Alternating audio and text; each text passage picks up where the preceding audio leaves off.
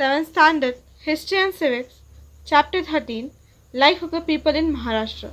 The Maharashtra का सामाजिक जीवन.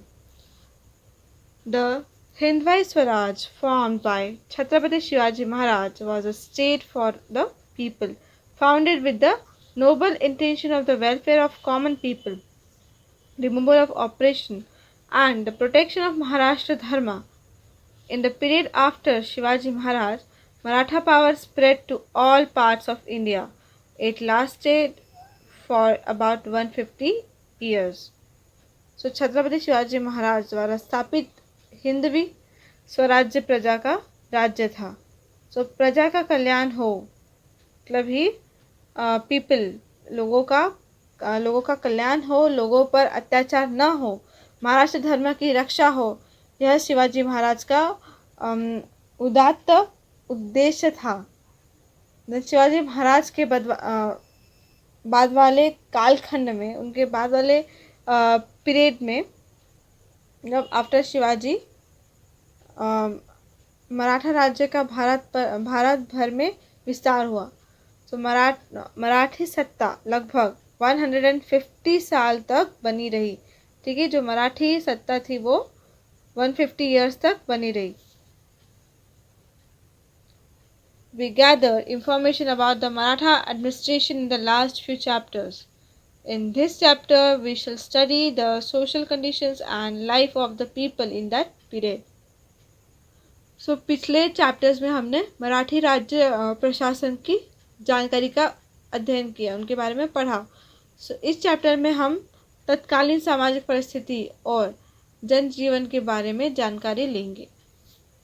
सोशल कंडीशन मतलब ही सामाजिक परिस्थिति. इसके बारे में पढ़ते हैं सोशल कंडीशन के बारे में. Agriculture and occupations based on agriculture were the major sources of production at the village level. The Patil was responsible for the protection of the village and the Kulkarni handled the revenue. The Patil received land as inam for his work as a Patil. He also received a part of the village revenue. The Balutedars were paid in kind in the form of objects, food grains, etc. for the work they did for the village people. The village occupations were divided into Kali and Pandhari. A peasant work in their fields in the Kali, land, earth or soil, and others in Pandhari within the village precincts. It was considered important to conduct the affairs of the village with mutual understanding. Joint family system was prevalent. खेती और खेती पर आधारित मतलब agriculture and occupation based on agriculture were the major sources of production at the village level. So खेती और खेती पर आधारित उद्योग गांव में स्तर पर उत्पादन के प्रमुख साधन थे. गांव के पाटिल पर गांव की रक्षा का तो कुलकर्णी पर राजस्व की देखभाल करने का दायित्व था. पाटिल ने कार्य करने के लिए पाटिल को जागीर के रूप में जमीन दी थी. ठीक है, क्या दिया था उनको? लैंड दिया था, जमीन दी थी इनाम के तौर पे. इस कार्य के लिए उसे राजस्व का कुछ हिस्सा मिला. देन प्रजा पवन को गांव के लोगों के लिए किए गए उनके काम का पारिश्रमिक वस्तुओं के रूप में मिलता था. देहात में चलने वाले व्यवसाय के दो प्रमुख वर्ग थे. कौन से दो प्रमुख वर्ग थे? वो था काला एंड पंधारी. काला एंड पांढरी. पांढरी मतलब क्या होता है? सफ़ेद. काला और सफ़ेद. काले में काम करने वाले किसान कहलाते और सफ़ेद में काम करने वाले सफ़ेद पेशा. ठीक है, जो काले में काम करते थे उनको क्या बुलाते थे? किसान. काम करने वाले किसान, काले में काम करने वाले किसान कहलाते और सफ़ेद में काम करने वाले सफ़ेद पेशा कहलाते. ठीक है. देन गांव देहात के सभी कार्य व्यवहार पारस्परिक सूझबूझ के आधार पर चलते थे, मतलब समझदारी से चलते थे। संयुक्त परिवार को अधिक महत्व प्राप्त था। जो जॉइंट फैमिली थी उनको ज़्यादा अधिक महत्व प्राप्त था, मतलब उनको ज़्यादा इम्पोर्टेंस दी जाती थी जो जॉइंट फैमिली के लोग रहते थे उनको। तो ये था अपना सोशल कंडीशंस। ठीक है, सो अभी अपन क्या देखेंगे, कस्टम एंड ट्रेडिशन, मतलब रीति रिवाज। कस्टम एंड ट्रेडिशन मतलब ये होता है रीति रिवाज। सो child marriages were prevalent. It was acceptable to have many wives. There are few examples of widow marriages in this period. To perform the last rites, burning, burial and immersion methods were used as per tradition. Muhurta or auspicious occasions were sought for every little thing and also to open battles. People believed in dreams and omens. Anushtans were performed to avoid the wrath of gods and planets. Charitable deeds were also done for the same purpose. People believed in astrology. There was a general lack of a scientific attitude and offering God, the Nawaz, were considered more important than medical treatment. So, इस कालखंड में, मतलब इस period में बाल विवाह मतलब ये चाइल्ड मैरिज पद्धति प्रचलित थी। उस टाइम पे चाइल्ड मैरिज चलता था। बहुपत्नीत्व की प्रथा की प्रचलन में थी। मतलब it was acceptable to have many wifes, मतलब वाइफ ज़्यादा पत्नी रखना, ज़्यादा शादियाँ करना, ये भी उस वक्त में एक्सेप्ट था, मंजूर था। विध विवाह के पुनर्विवाह के उदाहरण मिलते हैं। मानव शरीर पर अंतिम संस्कार के रूप में दाह कर्म से क्या होता है, दाह कर्म जो लास्ट अंतिम जो मरने के बाद जिसको जलाया जाता था, दाह करना कर्म, देन दफन करने और विसर्जित करने जैसे पद्धतियाँ प्रचलित थी। तो उस टाइम पे जलाने का, दफन करने का और विसर्जित करने का, ऐसे जो पद्धति थी वो फेमस थी। छोटी छोटी बातों अथवा युद्ध पर कुछ करने के लिए शुभ समय अथवा मुहूर्त देखा जाता था। क्या देखा जाता था? मुहूर्त देखा जाता था। कुछ भी अगर अच्छा काम करना है तो मुहूर्त लोग देखते थे। लोगों का शकुन स्वप्न पर विश्वास था। ईश्वर अथवा ग्रहों का प्रकोप न हो इसलिए अनुष्ठान किए जाते थे, दान धर्म किए जाते थे। देन ज्योतिष पर लोगों की श्रद्धा थी। तो उस टाइम पे बहुत लोग, मतलब बोलते ना ब्लाइंड फेथ, अंधश्रद्धा, उस टाइम पे ऐसे बहुत लोग थे जो अंधश्रद्धा पे विश्वास रखते थे। देन ज्योतिष पर भी वो लोग बहुत श्रद्धा रखते थे। देन वैज्ञानिक दृष्टि और सोच का अभाव था। औषधि उपचार की अपेक्षा मानता मनोती को महत्व प्राप्त था। मतलब औषधि उपचार उस टाइम पे क्या था, their consider more importance than medical treatment. मतलब भगवान की पूजा में उनको ज़्यादा विश्वास था मेडिकल ट्रीटमेंट से ज़्यादा। ठीक है, तो ये क्या था, रीति और रिवाज। अभी अपन देखते हैं स्टैंडर्ड ऑफ लिविंग, मतलब रहन सहन। स्टैंडर्ड ऑफ लिविंग मतलब होता है रहन सहन। लोगों उस टाइम पे लोगों का रहन सहन कैसा था। A majority of people lived in villages. The villages were mostly self-sufficient. Only salt had to be imported from other places. The needs of farmers were limited. They grew jawar, bajra, wheat, ragi मतलब होता है नाचनी, maize, rice and other grains in their field. The daily diet consisted of bhakri, onion, chutney and an accompaniment.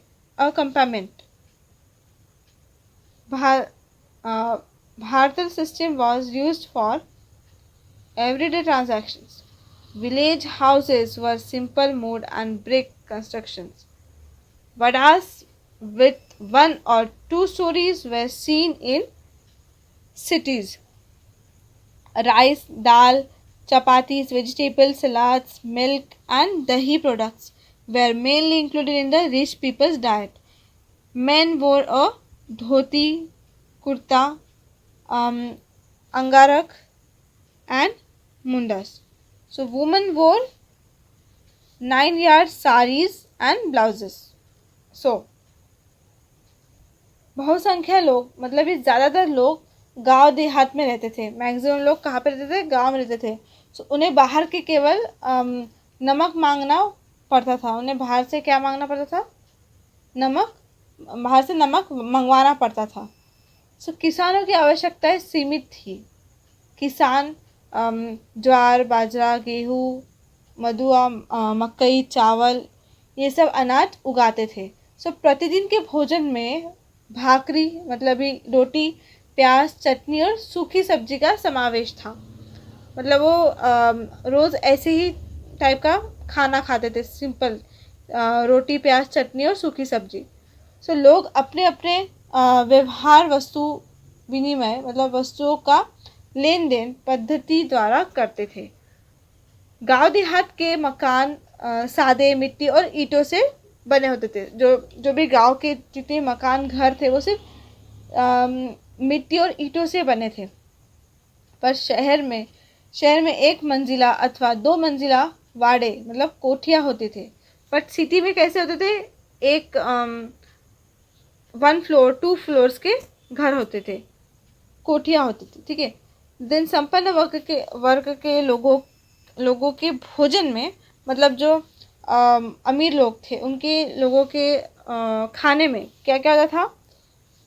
Rice मतलब दाल भात, रोटी, सब्जियाँ, कचूमर जो अपन बोलते सलाद, kachumber. Then दही दूध के पदार्थ होते थे. पुरुष धोती, कुर्ता, अंगरखा, मुंडासा तो ये सब कौन पहनता था? पुरुष लोग ये सब धारण करते थे. और लुगड़ा और चोली स्त्रियों की पोशाक थी. मतलब ही 9 यार्ड साड़ी मतलब भी होता है लुगड़ा. लुगड़ा इसको क्या होता है? 9 गज की साड़ी, 9 गज की साड़ी एंड ब्लाउजेस. सो ये सब उनका रहन सहन था. ऐसे वो लोग पहनते थे, खाते थे. अभी फेस्टिवल्स मतलब ही त्योहार, इसके बारे में पढ़ते हैं. पीपल सेलिब्रेटेड गुड़ी पाड़वा, नाग पंचमी, बैल पोला, दसरा, Diwali, Makar Sankrant, Holi, Eid and other festivals. In the Peshwa period, Ganeshotsav was celebrated in many homes. The Peshwa himself being a devotee of Ganesha, these celebrations acquired importance. Every year, these celebrations lasted from Bhadrapad Chaturthi up to Anand Chaturthi. लोग गुड़ी पाड़वा, नाग पंचमी, बैलपोरा, दशहरा, दीपावली, मकर संक्रांत, होली, ईद ये ऐसे जैसे जो भी 30 त्यौहार मनाते थे. सो पेशवा के शासनकाल में गणेशोत्सव बड़े पैमाने पर मनाया जाता था. उसका स्वरूप घरेलू था. मतलब घर में लोग क्या करते थे? गणपति लाते थे, गणपति बिठाते थे. सो पेशवा स्वयं गणेश भक्त थे. मतलब ये डिवोटी मतलब क्या होता है? भक्त. पेशवा खुद ही एक गणेश के भक्त थे.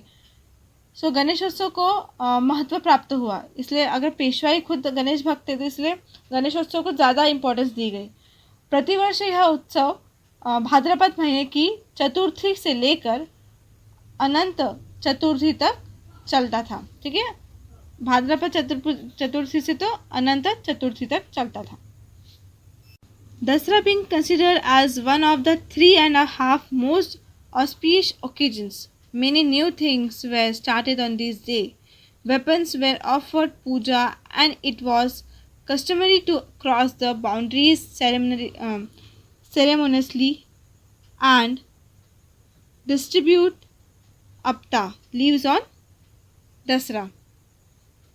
The Marathas launched their campaigns after Dasara.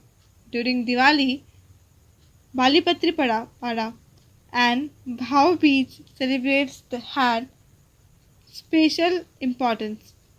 In most of the villages, fairs were held. Wrestling booths were a common feature of the fairs, मतलब भी jatras. Goodies were raised to celebrate Gudi Padwa. Celebration included entertainment programs like songs and dances. Tamasha was a popular form of entertainment. 3.5 मतलब 3.5 शुभ और उत्तम मुहूर्तों में से दशहरा एक शुभ मुहूर्त माना जाता था. सो लोग दशहरे के दिन से शुभ कार्य प्रारंभ करते थे, स्टार्ट करते थे दशहरे के दिन से. तो इस दिन शस्त्रों और औजारों की पूजा की जाती थी. देन सीमोल्लंघन करते थे, मतलब सेरेमोनियसली सीमोल्लंघन. एक दूसरे को शमी के पत्ते देते. वो जो अपन दशहरा के दिन जो पत्ते देते उसे शमी के पत्ते मतलब आपटा के लीव्स, तो वो देते एक दूसरे को. तो दशहरे के बाद मराठे युद्ध अभियान पर निकलते. दिवाली में बलि प्रतिपदा, दिवाली पावड़ा और भाई दूज विशेष रूप से मनाया जाता है. देन गांव देहात में मेले लगते. गांव में क्या क्या लगते थे? मेले लगते थे. देन मेलों में दंगल के अखाड़े लगते. दंगल मतलब कुश्ती के अखाड़े लगते थे. देन गुड़ी पाड़वा के दिन गुड़ी खड़ी कर यह त्योहार मनाया जाता था. मतलब धार्मिक ध्वजा तैयार करते थे, खड़ी करते थे. उसको खड़ी करके क्या करते थे लोग? ये सेलिब्रेट करते थे, त्योहार सेलिब्रेट करते थे. सो उत्सव पर्वों में नृत्य गान, डफ के गीत, तमाशा, ये सब मनोरंजन के कार्यक्रम होते थे. देन तमाशा मनोरंजन का लोकप्रिय प्रकार था. मतलब ये नौटंकी लोकनाट्य, तब तमाशा बोला जाता था उसे. मतलब जो भी नाटक देखते अपन उसे तमाशा बोला जाता था. तो उस टाइम पे ये पॉपुलर था. जो तमाशा था वो एंटरटेनमेंट का जो भी पॉपुलर चीज एंटरटेनमेंट में थी तमाशा. अभी अपन आते हैं एजुकेशन पे. Education, pathshalas and madrasas were the institutes that imparted education. Reading, writing and arithmetic was taught at home. The Modi script was used in most transactions. मतलब इस टाइम पे जो टाइम पीरियड उस टाइम पे जो तब था, तो इस कालखंड की शिक्षा पद्धति में पाठशालाओं और मदरसों का स्थान था. उस टाइम पे पाठशाले और मदरसे होते थे. सो घर में ही लेखन पठन हिसाब किताब रखने की शिक्षा मिल जाती थी. मतलब घर से ही वो सब अपने को आ जाता था, लिखना पढ़ना और कुछ हिसाब किताब करना. सो मोड़ी मतलब ही सराफा, घसीटा. देन ये जो मोड़ी लिपि का उपयोग लेन देन और व्यापार में किया जाता था. ठीक है. मोडी स्क्रिप्ट का कहाँ में होता था? मोस्ट ट्रांजैक्शंस में, लेन देन हिसाब किताब में इसका यूज़ होता था. तो ये था एजुकेशन का टाइप उस ज़माने में. भी अपन देखते हैं ट्रैवल्स एंड कम्युनिकेशन, मतलब ही यातायात और यात्रा. So transport was carried out by roads, through ghats and across bridges on rivers. Cloth, fruit grades, groceries were transported by loading them on the backs of bullocks. Small boats were used in rivers. Messengers and camel riders carried letters to and fro. So, घाट मार्ग, ठीक है, घाट के through जाना. घाट मार्ग सड़क, नदी पर बने पुल द्वारा यातायात चलता था. वहाँ पे ट्रांसपोर्ट कैसे होता था? पुल वगैरह से, घाट से, देन रास्ते से, ये सब सड़क से, ये सब ट्रांसपोर्ट होता था. सो अनाज, वस्त्र, माल सामान की ढुलाई बैलों की पीठ पर की जाती थी. जो भी अपने को क्लॉथ्स इधर से उधर करना है, कुछ खाना पहुँचाना है, कुछ ग्रॉसरीज पहुँचाना है, तो वो बैलों के पीछे वो रख के वो सामान उसको इधर से उधर किया जाता था. नदी पार करने के लिए नावों का उपयोग किया जाता था. जो भी बोट्स चलती थी उसका यूज़ किया जाता था. देन चिट्ठी पत्रों को लाने ले जाने का कार्य सांडनी सवार और दूत अथवा हरकारा करते थे। ठीक है, मैसेंजर कैमल, जो भी कैमल राइडर्स होते हैं जो कैमल चलाते थे, उनके थ्रू ये चिट्ठी पत्र ये सब इधर से उधर किया जाता था, कैरी फॉरवर्ड। ये था ट्रैवल एंड कम्युनिकेशन। अभी अपन देखते हैं स्पोर्ट्स। ठीक है, various sports were popular in this period. They were a means of entertainment. Wrestling and martial art were very popular. Malkham, Dand, Lathi, Danpatta, Bothati were practiced. Hututu, Kho-Kho, Atyapatya were the popular outdoor games, and chess, Gagnifa, dice were popular indoor games. Okay, अभी games के बारे में, sports के बारे में देखते हैं। मतलब उस टाइम में बहुत प्रकार के खेल खेले जाते थे, बहुत टाइप्स के। सो खेल मनोरंजन के साधन थे उस टाइम पे। ये जो गेम्स है वही एंटरटेनमेंट का जरिया था। सो कुश्ती और युद्ध कला जैसे खेल लोकप्रिय थे। Wrestling and martial arts. Okay, so mallakhamb, दंड, कुश्ती लड़ना, गदकाफरी चलाना, बुथाड़ी मतलब एक प्रकार की लाठी होती है। ठीक है, जिसके दोनों सिरे पर लकड़ी के गोले होते हैं, तो उसे क्या बोला जाता था? बोथाटी। ठीक है, सो वो घुमाना जैसे खेल खेले जाते थे। तो हुतुतु, खो खो, आट्या पाट्या जैसे मैदानी खेल, और चौसर, गंजीफा, शतरंज जैसे भीतरी खेल लोकप्रिय थे। ठीक है, इंडोर एंड आउटडोर गेम्स ये सब लोकप्रिय। जैसे आप यहाँ पे फोटो देख रहे होंगे, ये फोटो एक मलखम गेम की है, तो आपको इससे समझ जाएगा कि मलखम कौन सा गेम था और उसको कैसे खेला जाता था। आपने इसको देखा भी होगा। सो ये था स्पोर्ट्स के बारे में। अब अपन देखते हैं रिलीजन एंड कंडक्ट, मतलब ही धर्म तथा आचार विचार। The two major religions seen in this period were Hindu and Muslim.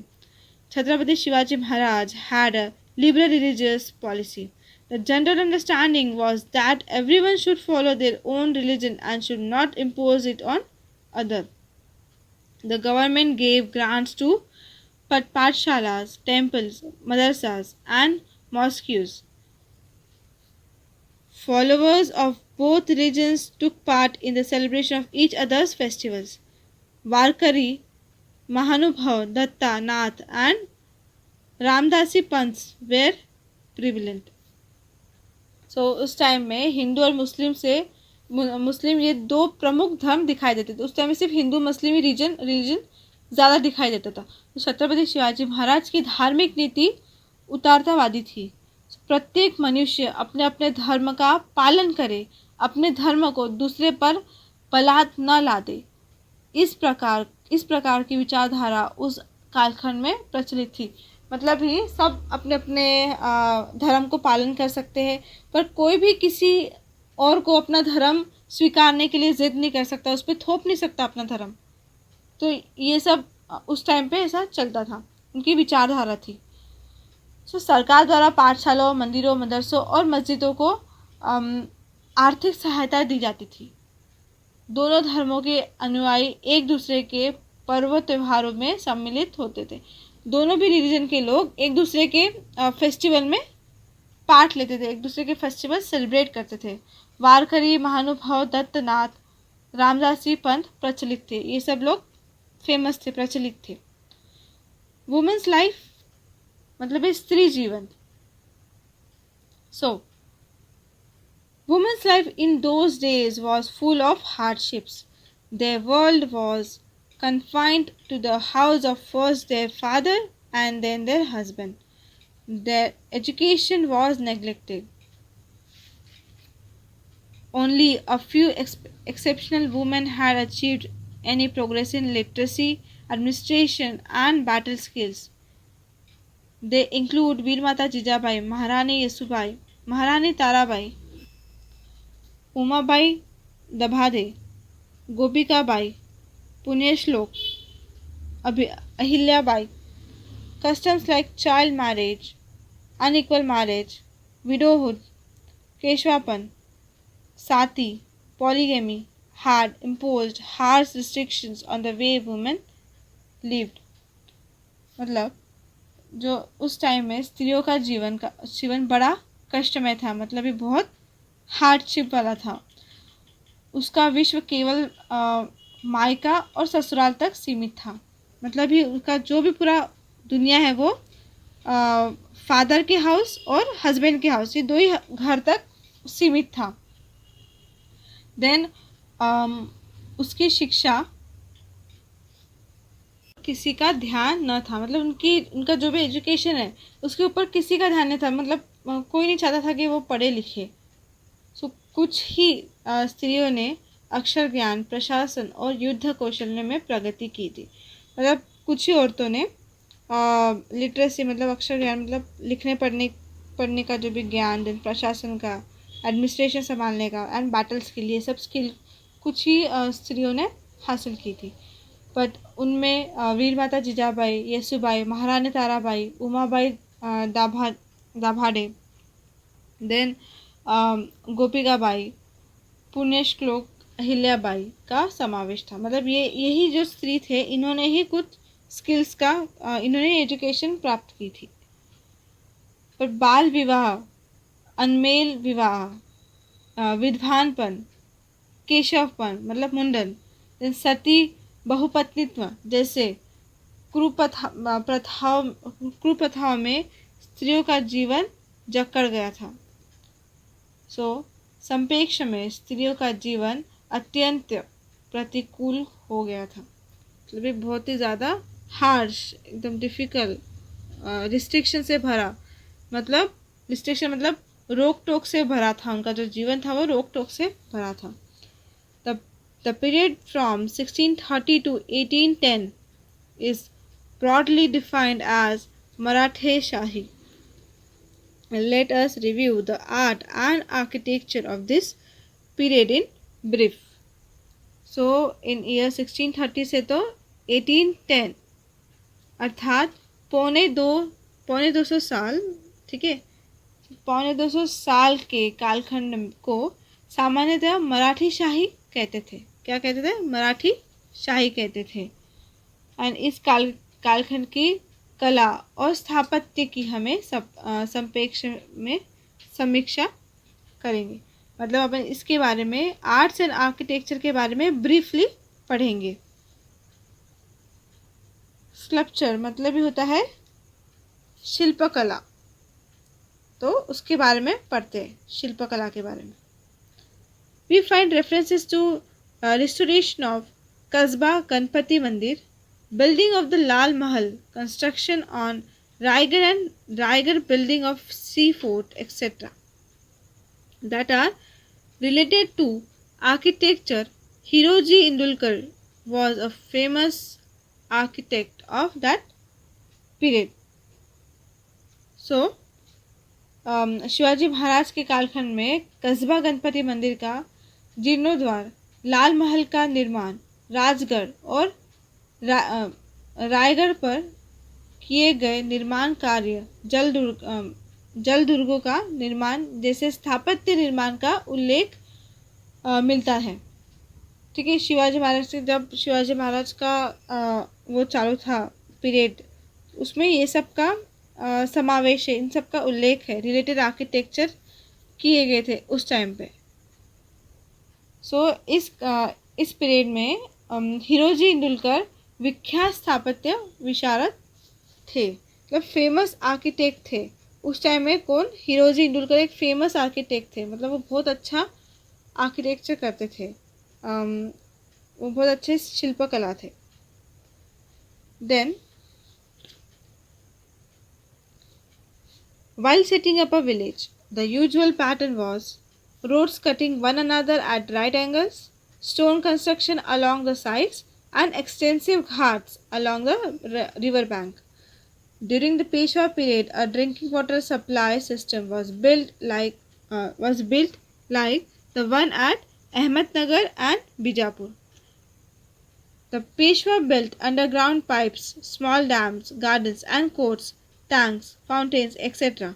The Mastani Talao at Divekhat, Hadapsar near Pune city is worth a mention in this regard.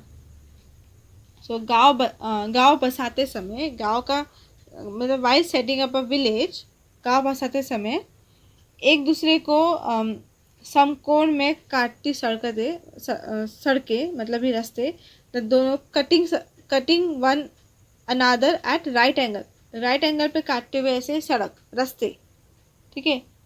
Then सड़क के किनारे पत्थर लगाना, ठीक है। रोड्स के किनारे क्या करते थे, पत्थर लगाते थे। नदी के किनारे घाट जैसे निर्माण कार्य की संरचना होती थी। सो ये सब होता था, एक्सटेंशन घाट बनाते थे नदी के, रिवर बैंक मतलब ही नदी का किनारा। सो पेशवाओं के कालखंड में अहमदनगर, बीजापुर जैसी पेयजल व्यवस्था पूरे शहर में की गई थी। सो पेशवाओं ने भूमिगत नल, छोटे छोटे डैम, देन बाग बगीचे, गार्डन, हौज, पानी के फव्वारे मतलब फाउंटेन्स का निर्माण करवाया, ठीक है, पेशवा ने। देन पुणे शहर के पास में हड़पसर क्षेत्र के दीवे घाट में बनाया गया मस्तानी तालाब स्थापत्य की दृष्टि में महत्वपूर्ण है। तो जहाँ पे हड़पसर, पुणे शहर के पास में जो हड़पसर क्षेत्र बनाया गया है, वहाँ पे दीवे घाट बनाया गया है, वो एक महत्वपूर्ण दृष्टि से बनाया गया है, ठीक है। इम्पोर्टेंट कुछ दृष्टि थी उनको कुछ मेंशन करना होगा, उस वजह से उन्होंने वो तालाब बनाया है। शनिवार वाड़ा and Vishwaram भगवाड़ा in Pune, Sarkar wada in Nashik, Raghunath Rao Peshwa's wada at Kopargaon, the vadas of the Satara Chhatrapati, as also the old vadas at Vai, Menwali, Toke, Srigonde, Pandharpur are symbols of the medieval Vada culture. Baked as well as unbaked bricks were used to build the Vadas. Wooden columns, rafts, boats, dressed stones, arches, finely prepared limes, round tiles for the roof, mud and bamboo were all used in the construction. The vadas were decorated with sketches, paintings, wooden sculptures and mirrors. So Pune का शनिवार वाड़ा, विश्राम बाग वाड़ा, नासिक का सरकार वाड़ा, कोपरगांव का रघुनाथ पेशवा का वाड़ा, सातारकर छत्रपति के वाड़े, इनके अतिरिक्त मेंडवली, टोके, श्रीगोंदे, पंढरपुर के पुराने वाड़े मध्ययुगीन वाड़ा संस्कृति के चिन्ह थे। मतलब ये मिडिएवल पीरियड के अंदर ये सब वाड़े थे और ये सब क्या थे, एक साइन था, चिन्ह था। सो वाड़ों के निर्माण कार्य में कच्ची और पक्की ईंटें का उपयोग किया जाता था। जब वो लोग ये वाड़ा बनाते थे तो कच्ची और पक्की दोनों ईंटों का यूज़ किया जाता था। सो लकड़ी के खम्भे, शहतीर, तराशे हुए पत्थर, कमाने, उत्तम घोटा हुआ चूना मतलब ये लाइम, फाइनली प्रिपेयर्ड लाइम मतलब चूना होता है। देन खपरेल, छप्पर, कीचड़ मतलब मड, कीचड़, बांस का उपयोग भी निर्माण कार्य में किया जाता था। सो ये सब का यूज़ भी वाड़ा बनाने के लिए किया जाता था। सो वाड़ों की सजावट में चित्रकार्य, रंग कार्य, काष्ठलिप मतलब लकड़ी के शिल्प, आइनों का उपयोग किया जाता था। सो ये सब मतलब ही sketches, paintings, wooden sculptures and mirrors, ये सब का यूज़ जो भी वाड़ा रहते थे उसको डेकोरेट करने के लिए किया जाता था, ठीक है। अभी अपन पढ़ते हैं मंदिर, temple. The temple of this period are built in the Hemadpanthi style of the Yadav period. The Shikhar of the Ambabai temple at Kolhapur The temples on the Jyotiba Hill, Shambhu Mahadev Temple at Shikhar Shinganapur, Grishneshwar Temple at Verul are excellent specimens of sculpture. The Bhavani Devi Temple on Pratapgarh and the Sapko, Sap, Sapkoteshwar Temple at Goa were built by Shivaji Maharaj. मंदिर के बारे में शिवाजी महाराज के कालखंड में बनाए गए मंदिर यादव कालीन हेमाडपंथी शैली के हैं। मतलब ही उनके टाइम पे जो भी मंदिर बनाए थे वो यादगार के रूप में, मतलब अभी तक से वो चलते आ रहे मंदिर। जैसे कोल्हापुर की अंबाबाई मंदिर का शिखर, देन पहाड़ पर बने ज्योतिबा के मंदिर, शिखर शिंगणापुर के शंभु महादेव का मंदिर, देन वेरूर मतलब एलोरा का कृष्णेश्वर मंदिर शिल्प विद्या के उत्तम उदाहरण है। मतलब ही उनके जो भी आर्ट्स वगैरह था उसका ये क्या है, एक्सीलेंट स्पेसिमेन, एक्सीलेंट एग्जाम्पल है उनके शिल्पकला का। Then the Bhavani Devi temple, मतलब ये प्रतापगढ़ पर देवी भवानी के और गोवा के सप्तकोटीश्वर मंदिर का निर्माण कार्य शिवाजी महाराज द्वारा करवाया गया था। ये जो भी टेम्पल्स है ये दोनों टेम्पल शिवाजी महाराज के टाइम पे वो उसका जो भी बिल्ट है वो करवाया गया था। So other temples of the Peshwa period are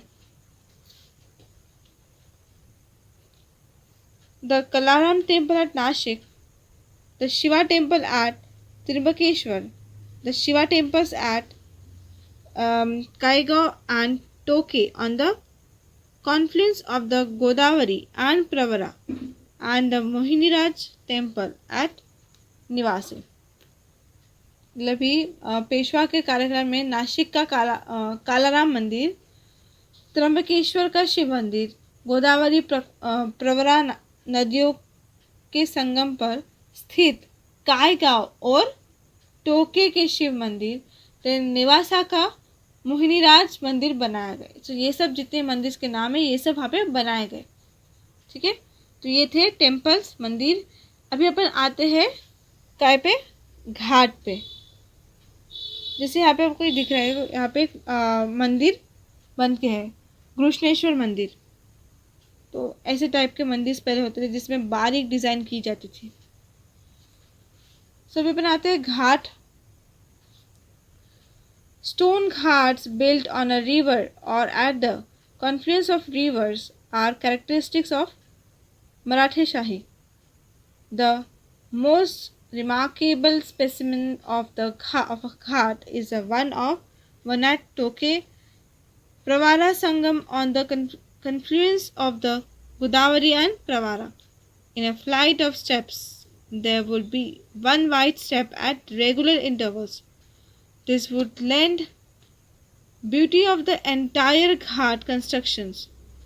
Strong bastions were built at regular intervals so as to prevent damage due to water currents. So नदी अथवा नदियों की संगम स्थली पर तराशे गए पत्थरों से बनाए हुए घाट मराठी शाही की विशेषता है। मतलब ही उनकी कैरेक्टरिस्टिक है। जो भी घाट के किनारे जितने भी स्टोर्स, नदियों के किनारे जो भी बैंक ऑफ रिवर्स थे, वहाँ पे जितने भी स्टोन्स उनको मिलते थे उससे उन्होंने घाट बनाए। तो वही उनका मेन कैरेक्टरिस्टिक था, मतलब ही विशेषता थे। सो इस कालखंड में सबसे सुंदर घाट गोदावरी और प्रवरा नदियों से संगम पर प्रवरा संगम और टोके में बनाया गया है। पक्की निर्माण वाली सीढ़ियों की कतार में निश्चित दूरी पर दूसरी सीढ़ी आगे बनाई जाती थी। इस कारण सभी घाटों का रूप निखर उठता था। पानी का जो फ्लो था उसके द्वारा घाट का स्खलन न हो, इसलिए निश्चित दूरी पर पक्के बुर्ज बांधे जाते।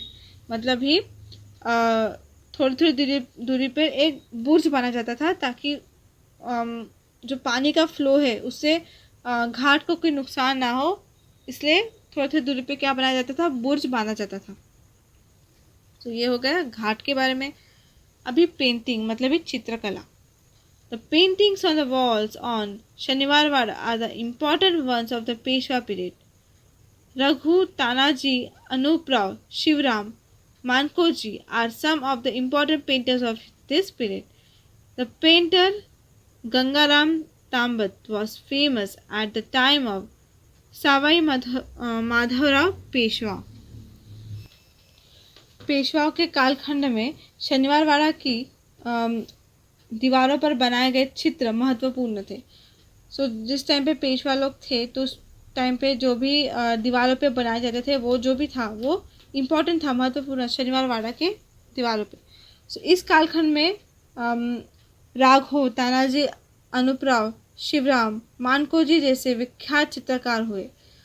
सो सवाई माधवराव पेशवा के कार्यकाल में गंगाराम तांबत प्रख्यात चित्रकार थे, मतलब भी फेमस. गंगाराम तांबत फेमस चित्रकार थे, पेंटर थे. The Peshwa encouraged painting Vadas in the Pune, Satara, Menwali, Nashik, Chandwad and Nipani regions during the Peshwa period had paintings on their walls.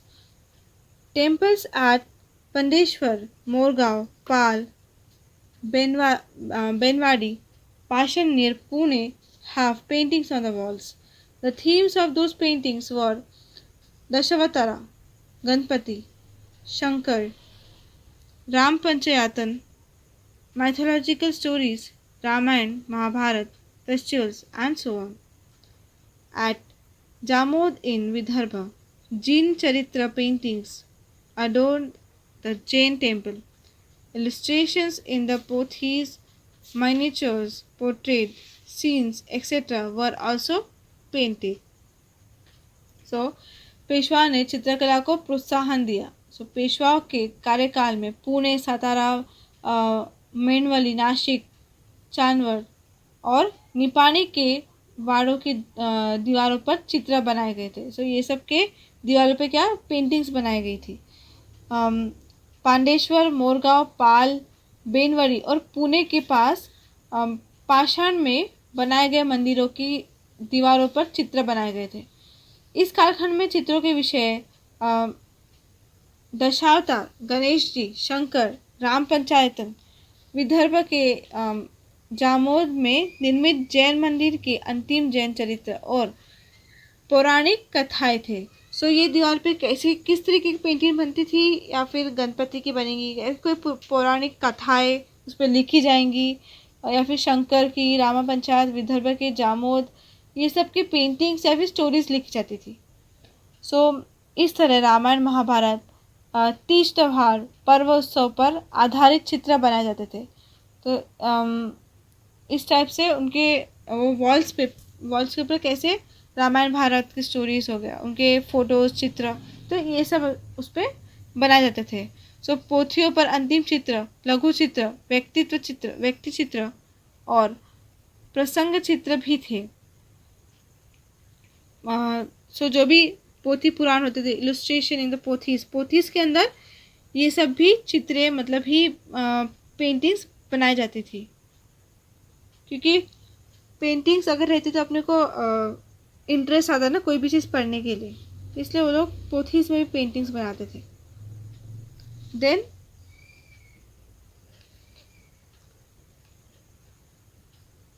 Sculpture. अभी अगेन यहाँ पे भी स्कल्पचर आएगा, जहाँ पे मतलब ही शिल्प. Important specimens include the sculpture of the meeting between Malamma Desai and Shivaji Maharaj at the time of his Karnataka campaign, the sculpture at Bhubaneswar temple including sculptures of individuals and animals. Example, elephant, peacock, monkey. The sculpture on the Toki temple and the idol within the Trishund Ganpati temple in Pune. The memorial to Puneshlok Ahilyabai in Madhya Pradesh. The sculpture at the Mohiniraj temple at निवासी। सो इसी medieval time में, इसी कालखंड में शिवाजी महाराज द्वारा कर्नाटक पर किए गए आक्रमण के समय मल्लम्मा देसाई से हुई भेंट का शिल्प, भुलेश्वर मंदिर की शिल्पकला, व्यक्तित्व के शिल्प, पशु प्राणियों के शिल्प मतलब ही स्कल्पचर, जैसे हाथी, मोर, बंदर, मंकी, टोके के मंदिरों में बने शिल्प और बाहरी भागों की शिल्पकला, पुणे का त्रिशूल गणपति मंदिर, मध्य प्रदेश की अहिल्या देवी होळकर की छतरी, नेवासा के मोहिनीराज मंदिर की शिल्पकला महत्वपूर्ण थी। सो इसमें जितने भी इसके नाम दिए हैं टेम्पल के, स्कल्पचर्स के, ये सब इम्पोर्टेंट थे। Metal idols, the Peshwa had specially commissioned the metal idols of Parvati and Ganpati in the Parvati temple for the purpose of puja. Wooden sculptures were also seen. Metal idols मतलब धातु की मूर्तियाँ। सो पेशवा ने पुणे की पार्वती में बनाए गए मंदिर में पूजा के लिए पार्वती और गणपति की मूर्तियाँ बनाकर ली थी। इसी तरह लकड़ी के शिल्प भी बनाए जाते थे, मतलब wooden sculptures. Literature, important forms of literature includes the compositions of the sons, mythological narratives, tika literature, ovi, abhanga, treatises, narrative poems, biographies, aartis of deities, powadas, bhakas, historical letters etcetera. Literature मतलब भी क्या होता है? ग्रंथ साहित्य। सो संत साहित्य, पौराणिक आख्यान, टीका वाग्मय, ओवी अभंग मतलब शब्द, ग्रंथ अथा काव्य, चरित्र कथाएं, संतों के चरित्र, फुटकर मतलब भी मुक्त काव्य रचनाएं, देवी देवताओं से संबंधित आरतियाँ, पोवाड़ी, बकरी मतलब बकरी मतलब भी होता है इतिहास, ठीक है। भाकर्स मतलब इतिहास, ऐतिहासिक पत्र, ये सभी वाङ्मय अर्थात साहित्य के विविध अंग थे। मतलब ये सब फॉर्म्स थे literature, important forms of literature, ये सभी लिटरेचर के फॉर्म्स थे, टाइप्स थे, ठीक है। देन ड्रामा नाट्य कला, तो यह शायद आपको इंटरेस्टिंग लगेगा। At Thanjavur in the south, Marathi plays has emerged near the end of the 17th century. Sarfoji Raje encouraged this art. Songs, music and dance were prominent parts of these plays. 17वीं मतलब 17th century के आखिरी में दक्षिण में तंजौर नामक स्थान पर मराठी नाटकों का प्रारंभ हुआ। मतलब मराठी ड्रामास, मराठी प्लेस ये सब स्टार्ट हुए उस टाइम पे। देन सरफोजी राजाओं ने इस कला को प्रोत्साहन दिया, इस एंकरेज किया। ये जो कला थी, ये जो आर्ट था, इसको क्या किया उन्होंने फिर एंकरेज किया। कौन? सरफोजी राजे ने। देन इस नाटक में गायन और नृत्य को महत्व प्राप्त था। सो सॉन्ग्स, म्यूजिक एंड डांस, गाने, सॉन्ग्स, गीत, गाने और डांस, नृत्य, ये सब भी प्रोमिनेंट पार्ट बन गया था उस ज़माने में। मतलब उस प्लेज में, ड्रामे में ये सब भी प्रोमिनेंट पार्ट बन गया था। So far we revived the medieval period of history and the rise and expansion of the Maratha power. Next year we shall study the modern period. So, अब तक हमने मध्यकाल मतलब मिडिएवल की समीक्षा की, मराठी सत्ता का उदय और उसके विस्तार का अध्ययन किया। मराठी सत्ता का उदय मतलब ही राइज, जब वो शुरुआत हुआ मराठी पावर, उसका स्टार्ट और एक्सपांशन, जब वो एक्सपांड हो, जब वो और बड़ा विस्तार हुआ, ये सब के बारे में अपन ने पढ़ा। तो नेक्स्ट ईयर हम आधुनिक कालखंड का अध्ययन करेंगे, मतलब ये मॉडर्न पीरियड का। अभी क्या था, मीडिएवल मध्यकाल का अपन ने पढ़े, तो अभी क्या इसके नेक्स्ट ईयर में अपन 8th स्टैंडर्ड में क्या पढ़ेंगे, मॉडर्न पीरियड के बारे में पढ़ेंगे। और इसकी एक्सरसाइज है यहाँ पे, ठीक है। आपको इसकी एक्सरसाइज इस वीडियो के नीचे में एक लिंक रहेंगी, वहाँ पे जाके आप इसके क्वेश्चन आंसर्स को डाउनलोड कर सकते हैं।